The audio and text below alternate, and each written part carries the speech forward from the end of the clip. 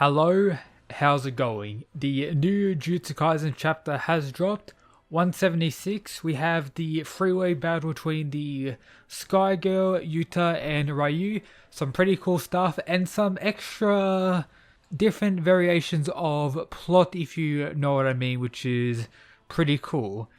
Before beginning, if you're new here and enjoy Jujutsu Kaisen content, make sure to subscribe, it would be greatly appreciated. Now, let's get into it.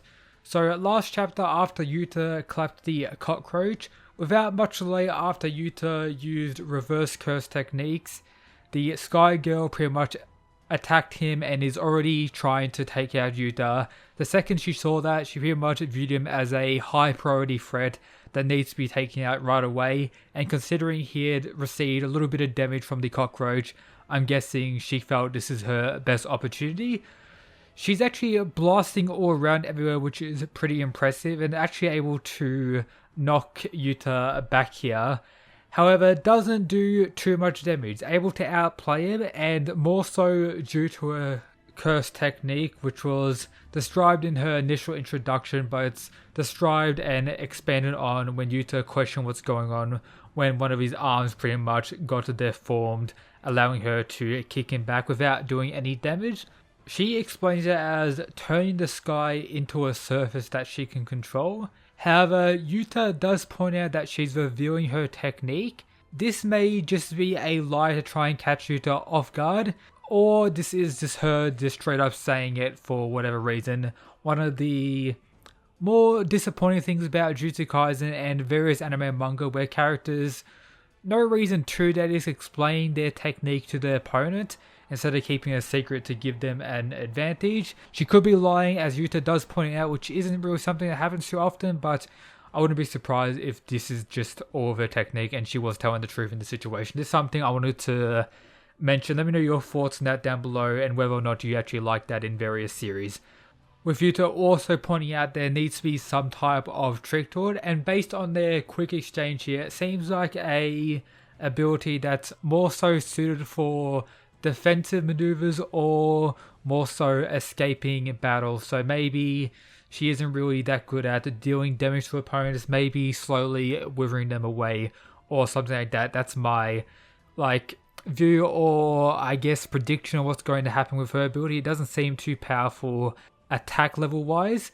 However, she does seem to be pretty battle hungry, while Yuta just wants to talk quite a bit. So we have Yuta asking all these questions, whether she has any friends or lovers, with being revealed that she's a sorcerer from the past that was summoned again by Kenjaku, and that this is pretty much her second chance at life. It's pretty much them coming back from hell to go again, and they pretty much have to participate in the cunning games and get points, or they're pretty much going to go back to hell, or at least that's what I'm pretty much thinking.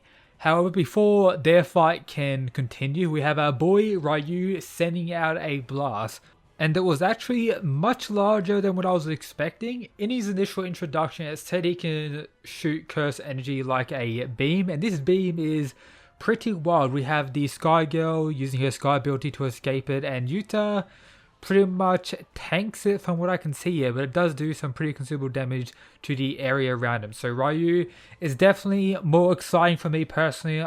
The second I saw him, I thought he would be the main person for Yuta to fight in this colony, and without much delay, we have Yuta saying he will get both of them, he's going to take out both of them, but kind of ignores the Sky Girl in this situation and starts running towards Ryu like an absolute mad lad. And these panels are probably the best in the chapter, of him dodging the blast and everything like that like an absolute madman.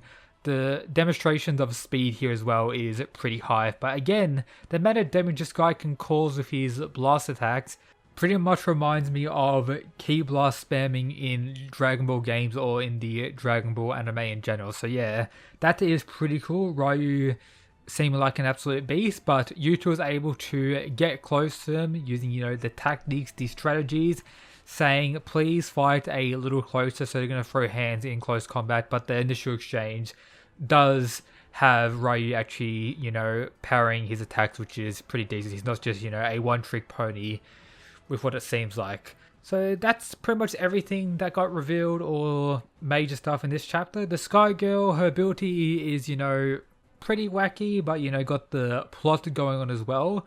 Ryu seems like an absolute beast with his blast-like attacks, so he's going to be pretty cool. I'm wondering how much longer Yuta's going to take to actually take out these two, because he was able to take out the cockroach in a single chapter. He triggered the Sky Girl, so maybe next chapter when he's fighting Ryu mainly, the Sky Girl will come in with an attack and maybe trigger Yuta. And also got mentioned this chapter that Rika is protecting the civilians still, and that he more so needs to take out Ryu, as even with Rika protecting them, this blast will be more than enough to take them out. So I'm pretty much expecting Rika to arrive to the battle as well, and maybe fight one of them or catch one of them off guard to give Yuta an advantage in this fight, which does seem more so like a 2-on-1 at this point, but I wouldn't be surprised if the Sky Girl actually attacks Ryu, or Ryu actually tries attacking her while Yuta's there as well. So it's going to be pretty interesting to see what happens. But yeah, that should be everything for today's video. Check out what other stuff in the description. Shout out to these absolute mad lads, and yep, that's it guys. Peace.